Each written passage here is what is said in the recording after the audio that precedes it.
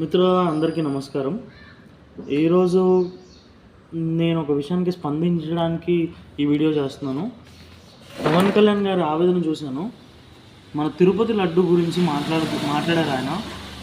And చాలా రోజుల నుంచి నాకు పవన్ కళ్యాణ్ గారి మీద ఎక్కడో ఒక చిన్న అనుమానం ఉండేది.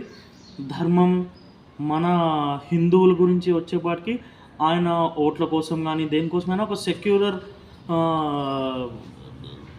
సెక్యులర్ భావాలను ప్రకటిస్తాడేమో అన్న ఇది.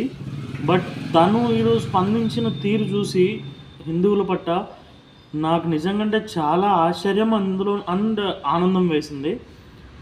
అండ్ ఇంకొక బాధ కలిగిన విషయం ఏంటంటే, పవన్ కళ్యాణ్ గారు వెనకాల మద్దతుగా నిలబడడానికి, వాయిస్ అందించడానికి మన టాలీవుడ్ హీరోస్ ఎవ్వరు ముందుకు రాలేదు.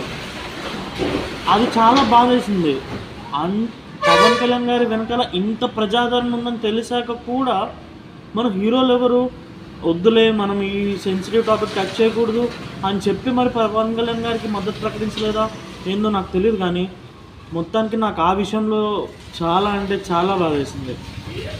అసలు తిరుపతి అనేది ఎంత పెద్ద విషయం మనకంటే ఆంధ్ర ప్రజలకు మాత్రమే కాదు, తిరుపతి భారతదేశానికి కూడా కాదు, ప్రపంచ దేశాల నుంచి జనాలు వస్తూ ఉంటారు తిరుపతిలో దైవ దర్శనం చేసుకోవడానికి.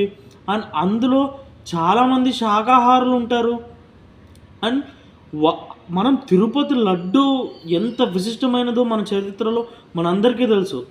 అలాంటిది దానికే ఈ పాత గవర్నమెంట్ వల్ల గవర్నమెంట్ వల్ల జరిగిందా లేకపోతే ఎవరి తప్పిదం వల్ల జరిగినా ఒక తప్పు అయితే జరిగింది. అట్లీస్ట్ దాని మీద వాయిస్ అవుట్ రేజ్ చేయాల్సింది, సో దట్ ఇంకొకసారి ఇలాంటి తప్పులు జరగకుండా ఒక సమాధానంగా నిలిచేది. ఇది కేవలం నేను పవన్ కళ్యాణ్ గారు అలా చేసినందుకు ఆనందం వేసిందని చెప్పడానికి, అండ్ మిగతా ఎవరు తన వెనకాల నిలబడినందుకు బాధ కలిగిందని చెప్పడానికి మాత్రమే ఈ వీడియో చేశాను.